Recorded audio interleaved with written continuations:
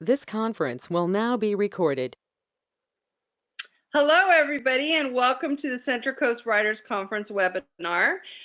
Today we have Laure-Anne Bosselaar, who is our poet, our favorite poet, because most poets are nuts and she's normal.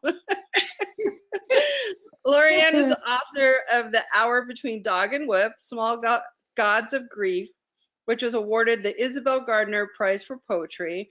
Her third poetry collection, A New Hunger, was selected AL. This conference will now be recorded. Technical errors, they're always there. Anyway, I lost my place. You're now the poet laureate of Santa Barbara County, right? Yes, I am, for 2 years. That's so exciting. Oh. Yes, it is. Yeah, it is actually. So Laure-Anne is going to teach our very first poetry masterclass, which we're super excited about. I know the poets are so excited to finally have a masterclass. So she's going to tell us a little bit about the masterclass and herself and what she'll be doing. So go ahead, Laure-Anne. I will be quiet. Okay. Thank you, Terry.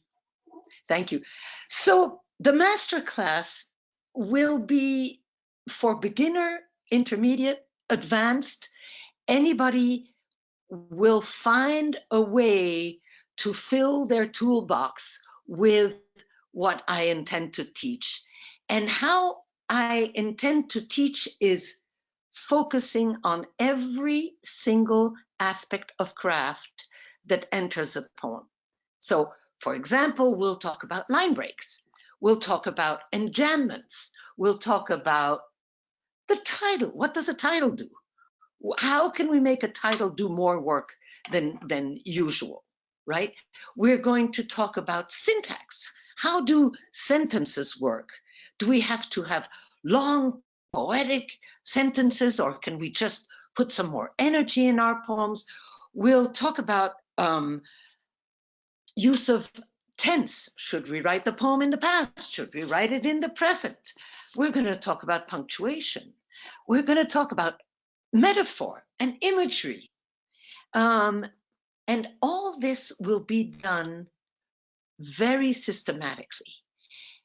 And to keep this as a real discipline, I will ask everybody to bring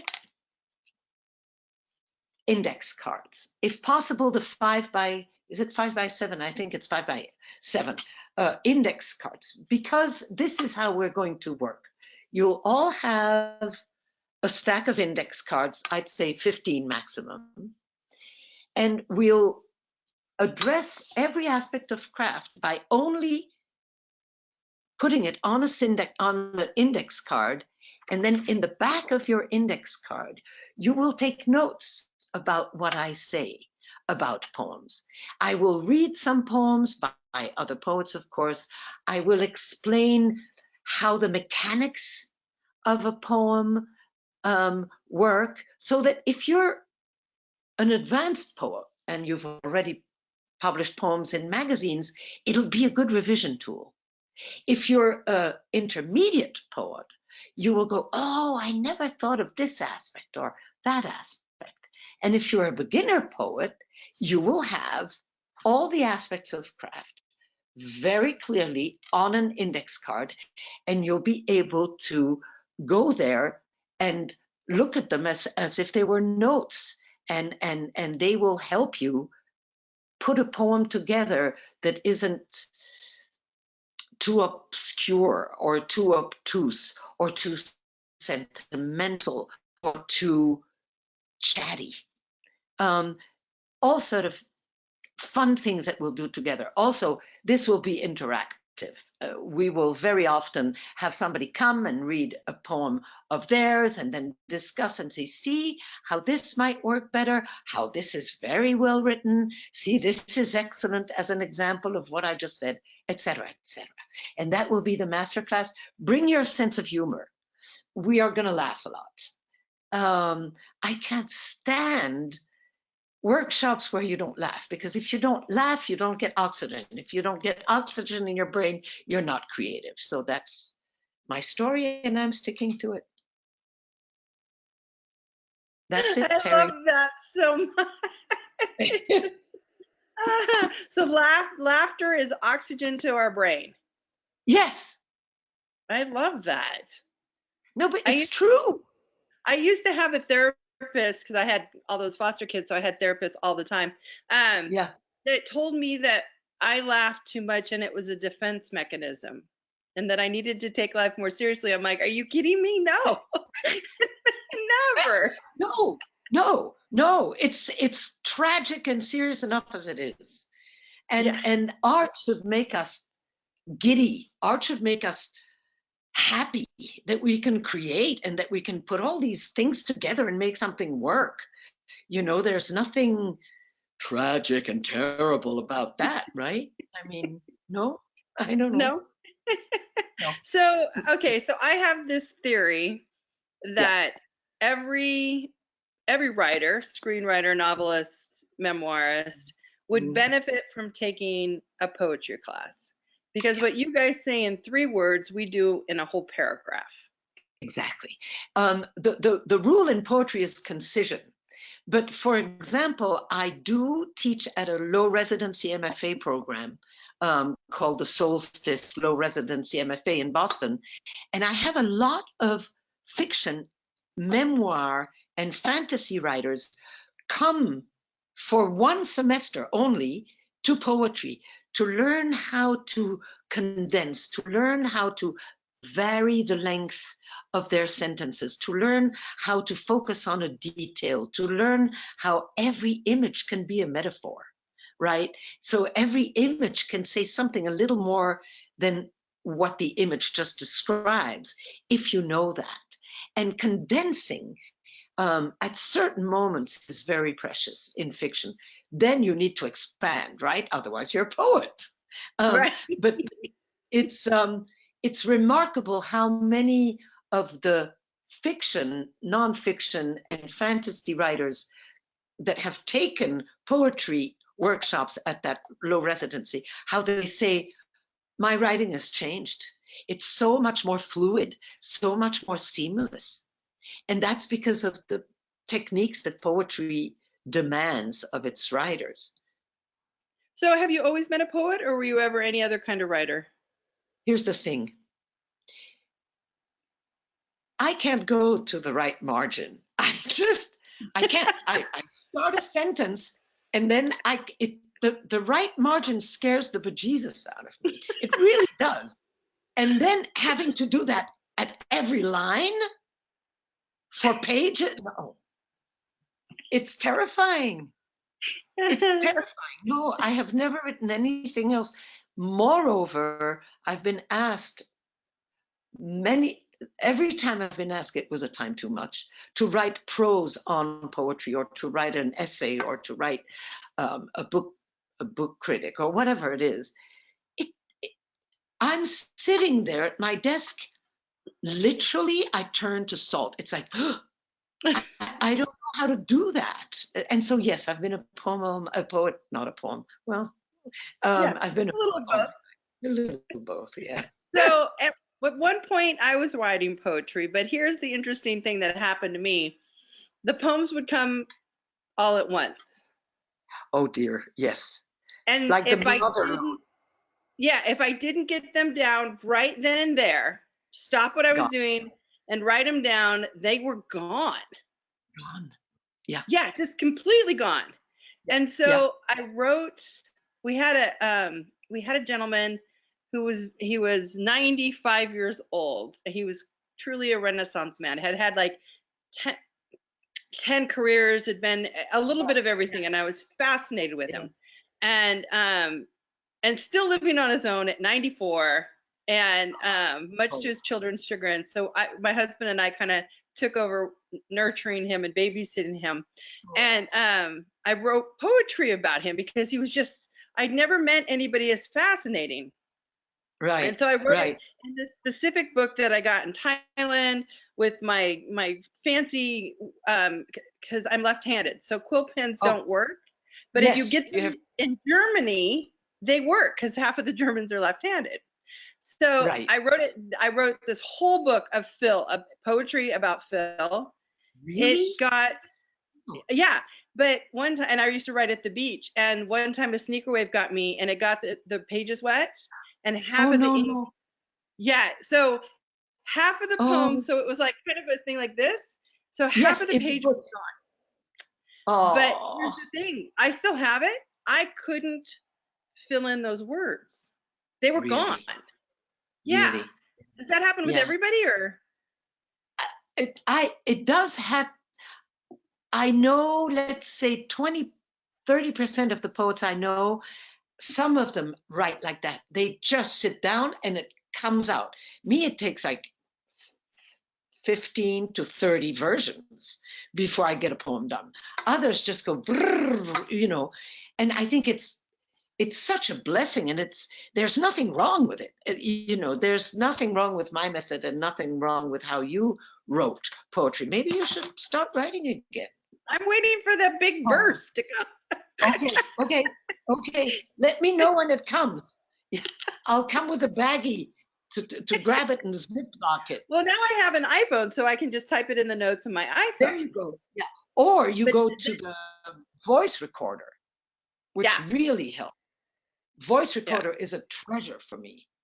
But yeah. for other reasons, I tell my students that to read their poem on voice recorder, then play it, closing their eyes and not looking at the text, and just listening and Right. seeing if it really works for revision. So So that's one of the tricks. have you ever written songs? I've written a few songs in French. My English is my fourth language. So I don't think, when you listen to Dylan and Joan Baez and all those people, you just don't write songs. They're so good that they don't need me. But I used to write some songs in French because rhyming in French is much easier than rhyming in English. Why is that? Well, because the past participles and the gerunds all end with one sound, which is en. And so you can just go on rhyming, and there's feminine words and masculine words. As a table is feminine. Oddly enough, and this is what enrages feminists, is that a breast is masculine. And other things that we shall not talk about in this webinar are masculine, although they should be feminine, and feminine, although they should be masculine, by the way. Wow. It's really odd. It's really odd. But So then the adjectives that describe the feminine and masculine words also very often rhyme. So it's easier. wow. It's easier to rhyme in French. Do you still write French poetry? Yeah, And do you in the sell books closet. over there? No, In the I wrote in the closet. Yeah. No, I wrote one book in French, and I think it was probably when I was 25, 24, 25. It's truly the worst book of poems I have ever read in my life. And I thought it was brilliant, which now makes me want to sort of, do all these drafts to be sure it's not, whatever I'm writing is not a catastrophe like that book. It's so bad. But I But find anyway, with my books, at the beginning of the book, and then by the time I get to the end, the writing is so much better at the end that I'm almost embarrassed by the beginning. yeah, yeah. So I think And we're that's always because it's growing. discipline. Yeah, and then you return. It's just you find your voice, you find the structure and the rhythm and the flow and the coming and going of things. And it takes, I mean, the cliche. I mean, writing takes, 99% sweat and 1% inspiration. But it's true. We sit down and we work. It's not, I wish the archangel would come and with its big wings dictate things in my ears, but it would be too, no, I don't think the angel would be able to dictate what I'd like to write. That would be your fifth language, right? That would be my fifth. And I don't need a fifth language. No, sorry. What other languages do you speak? I speak French, Flemish, Dutch, English. Wow. And English was the last And one? I do speak German. I speak German, but I would need to be a week in Germany again for it to come back because I haven't spoken it in 30 years with anyone. So it's rusted, you know. So tell me about your writing process. Do you sit down and write every day? I sit down and write in my journal every day. And even if it's dreck, I sit down and write in my journal. Many of my entries go, I don't know what to say, period. No, really, period. I and then I just sit there and go, okay, now what do I say? And then slowly it comes, you know. With the current situation, that's all I'm going to say, in the United States for the moment, there is a lot of writing in my journal. I'm getting rid of a lot of emotions or outrage or whatever. Do any of those turn into poems? 2 or 3 have, Mm. but they haven't been published yet. For some reason, there 2 or 3 have, and I think they're good. And I would send them to an anthology of poems that would be really political, sort of slamming your fist on the table political. But I don't want to send them out to a magazine. I don't know why, really. I'll have to think about that. You ask good questions. Let me come back in a week. I have to think about that for a week. I want one. I want to read one of those poems. So Yeah, does the state of your they're not nice. that's good. That's the kind I like. So does the state of what's going on in the world kind of pepper what's going on in your poems always? Here and there. It's very hard for me right now to write poems about joy, you know, about happiness. I mean, I had that in a poem that I'm still working on, a poem where I authentically, truly, deeply felt perfectly happy and satisfied. And I wrote about it and then went, but with everything that's going on in the world, I shouldn't be like that. I should go to, you know, the border and try to help people, and you know, and then the whole guilt comes, and that I shouldn't be happy and content. And then a little voice, and that it's not the angel Gabriel, but that a little voice comes to me and says, maybe the good vibes of a happy poem can help, Yep, can make all right? the difference.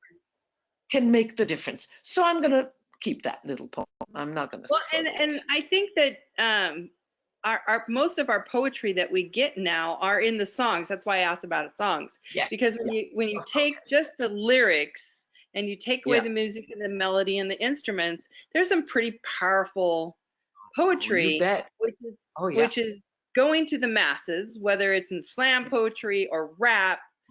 It's making a Please, difference. rap and slam reach the streets and the boys and the girls who don't have access to poetry, or who have had poetry teachers who taught them Wordsworth when they were 15. Now, who needs Wordsworth when you're 15? Right? You need to turn things around and teach contemporary poetry to younger students and then go back, not the other way around. Right. Right. So That's what I I, love so much about. Go pardon? ahead. No, go ahead. I have so many students. One of them, a most talented student, who does stand-up poetry. Every time he has me in tears. Every time, you know, and he does it in cafes and coffee houses and bars, and that's where you reach people now. And I think it's fantastic. I'm Have you ever completely done anything for like it. that? I have, but Did you it was a like it? while ago. I loved it. Oh, really? Then why aren't you doing it some more? Yeah. I don't know. I don't know. Okay, that's another good question. I'll be back with you in a week. I think it's because so many people do it better than I could. I think that's it. I go to slam and spoken word readings, and I love it. I love it. And I'm so relieved that poetry in the last, what is it, 10, 15 years has been taken out of academia and brought back into the cafes and bars and streets and young people's ears and minds and hearts. Put music to it, I don't care. Right? It's Right. but if you take, for example, if you take, I've done that a few times without telling my students. I brought lyrics by saying, we're going to read a poem. I'll tell you later who the poet was. And here's this poem, and it's either Paul Simon or Cat Stevens. Peace Train. You should not read. You should listen without the music to the lyrics of Peace Train. It's necessary today. You Right. know, but everybody goes, the Peace Train, and you forget what you're singing. Right. But it's pure poetry. So who's your favorite poet right now? Can I say 5? Yes. Okay. Um, I think, okay, but not in that order. I'll just give you 5 poets I love. A woman called Bridget Pegeen Kelly, Larry Levis, who's from California, Phil Levine, who's from California, Frank X. Gasper, who is from Los Angeles. He's a fabulous guy, and never mind. I would love to see him at the never mind, at the Yeah, conference. we'll But get him for next year then. no, really, he's quite something. Okay. And who else? Tina Chang, an Asian poet. Marcia de la O, who's from Ventura. There's so many good poets. If I could only choose one, it would probably be Larry Levis. If I were Why? stuck in because there is no artifice, no bull, no poetry. He just says it as it is and says it so well. Talks about every aspect of life, whether with the working class or the helpers who pick the grapes, or love, or every aspect of life he talks about with such fluid simplicity, and you think he's talking to you alone and nobody else. And it's a talent I envy. I really do.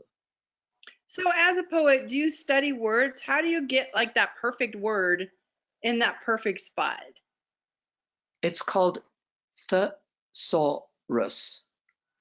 Thesaurus. I just bought that for my grandson. It sits in my living room. He thinks it's the greatest book ever.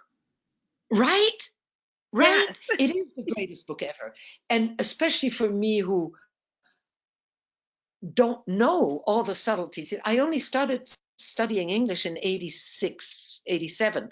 So there's like big blocks of vocabulary that I don't know. And thanks to the thesaurus, It's a great I book. learn a new word every day. Today I learned, I already forgot it. Um, trellis. I didn't know the word trellis. Ah. And so I was trying to describe night sort of creeping up the trellis of a tree, or the complicated things that look like a trellis in a tree. And so I went from French to English and then to the thesaurus. And then I Nice. found trellis. Trellis No, work. It was trellis work in one word. Fun, huh? I love it. I love it. So what was do you remember your first poem you ever heard? The first poem I ever heard was in a very sad, tragic situation. I'll make this very short. My parents put me in a nunnery when I was almost 4 years old and left me there.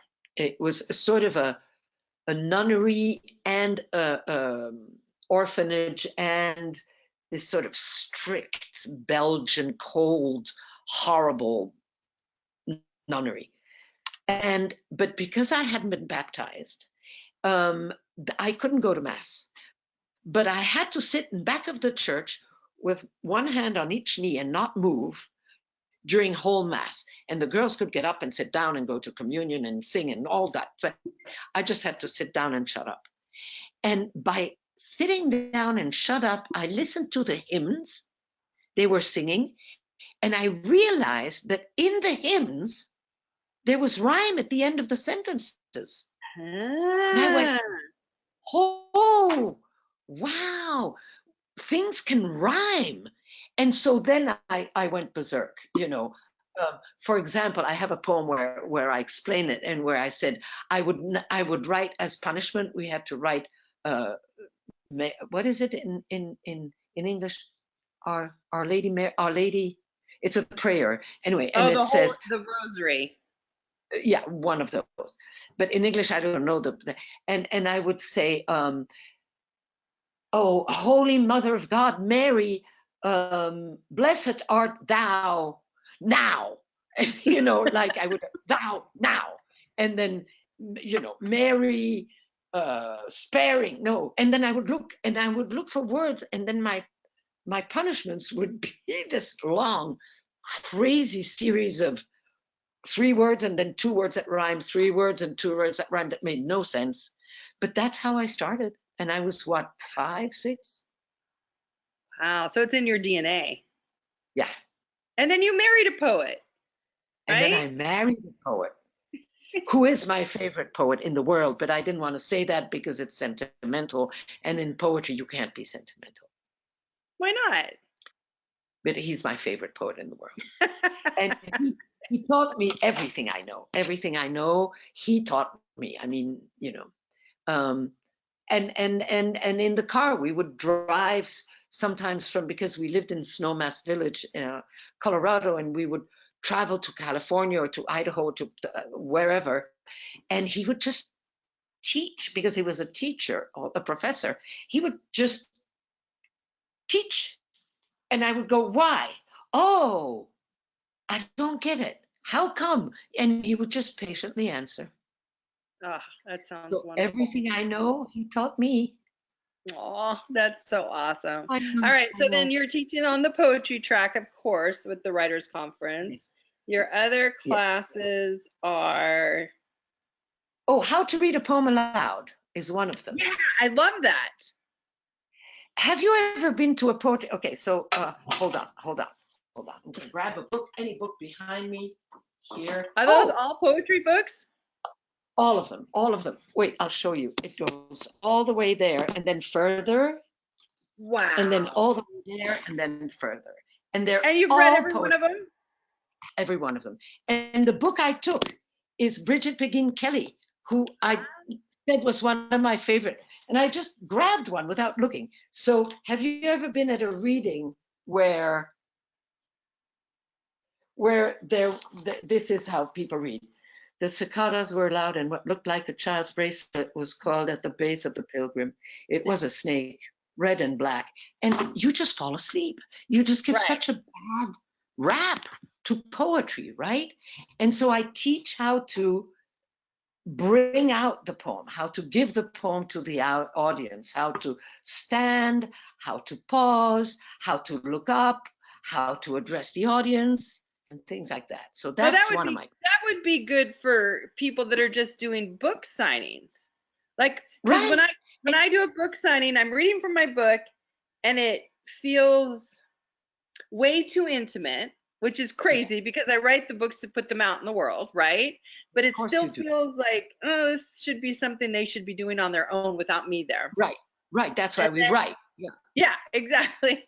But then at the same time, even though I wrote it and I know the inflection and where it should be and everything else, I do the same thing. I race through it. So this would be a really good class for people who are now finished a book and have to do book signings and stuff. Right. And you can do it with prose or poetry. It's not how to read poetry aloud, it's how to read aloud, right? And so I'll just give you two lines that I'll read from another poem. It's, listen, there was a goat's head hanging by ropes in a tree. All night it hung there and sang. And those who heard it felt a hurt in their hearts and thought they were hearing the song of a night bird. So you try to reinvent what you wrote and say it instead of reading it. You say what you read instead of reading what you read. I want to take this class.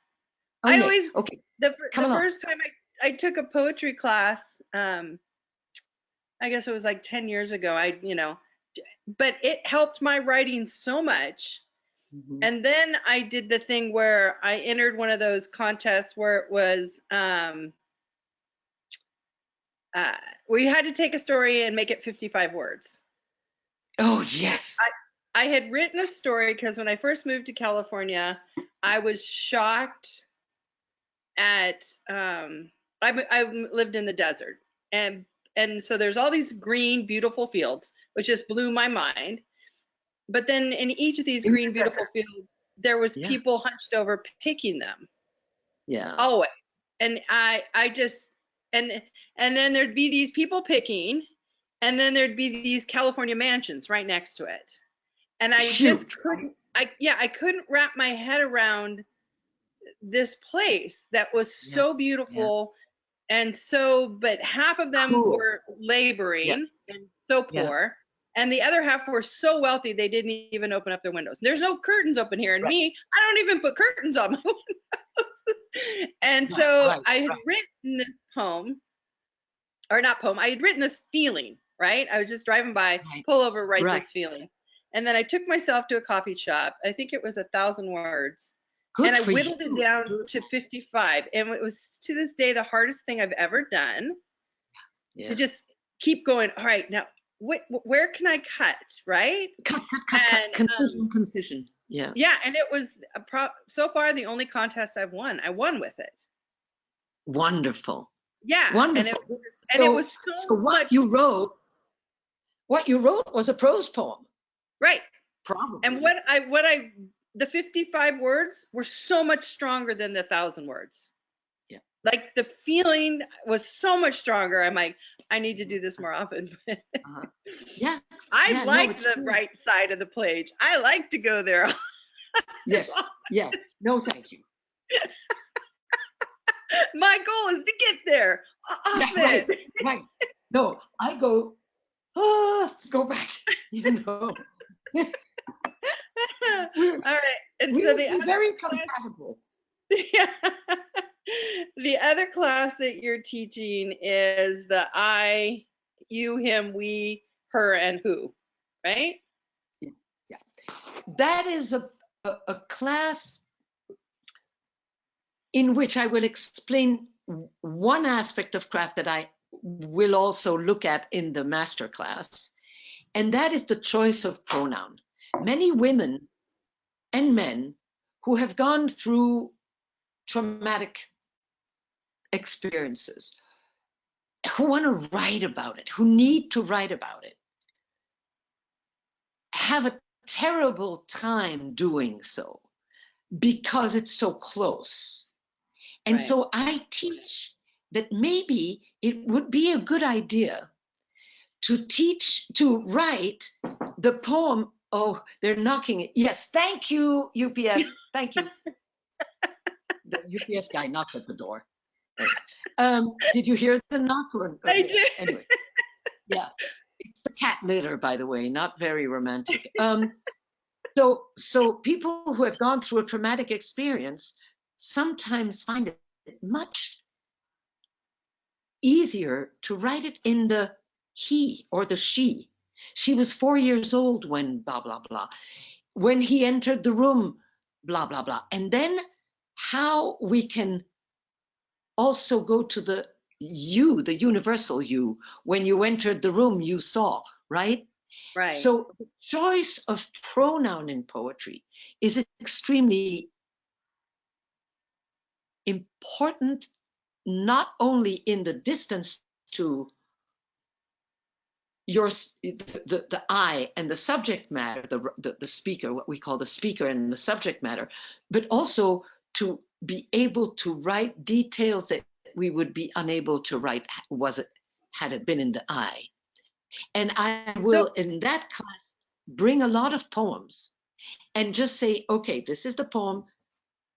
Listen to it. It's in the she. Imagine if it was written in the I, or it's in the I. Imagine if this was written in the she. And so we look at the many possibilities. Lucille Clifton, for example, wrote a poem about abuse that is just amazing, and it's all in her and the mother and the man, and it's all very vague, and we know, Right.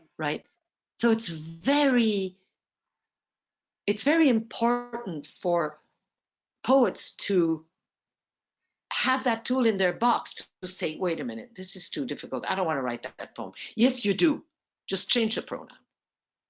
Right? Okay. Well, that's what I did with one of, I ran away and joined the circus when I was 20 years old. I left law school and went and joined the circus. I want that story so bad. Okay. I know. Yes. It's a circus story, which not a lot of people have done. So I think it's important that people know what it's like. But it was also when I started writing about it, I was in that stupid 20s stage of my life, or I hadn't really become me. I was not strong. I was insecure. I'm traveling with a bunch of people who hated me, loathed me, and wanted me gone, and did everything impossible to make me go gone. So, when I tell circus stories, they're an anecdote at a dinner party, and everybody giggles. But then to write it brought up all of that stuff I had put neatly in a box that was an old Terry, right? And and I kept putting it away. So then I one time sat down and wrote it as in the third person. I gave her a name and just started making it up, and boom, the thing came out. There you go. It's just like, so amazing, right? Amazing, right? And so the trick that you did instinctively, I teach in that it's just a 45 or 50-minute class. I teach that that you can also be a boy, have it happen to a boy.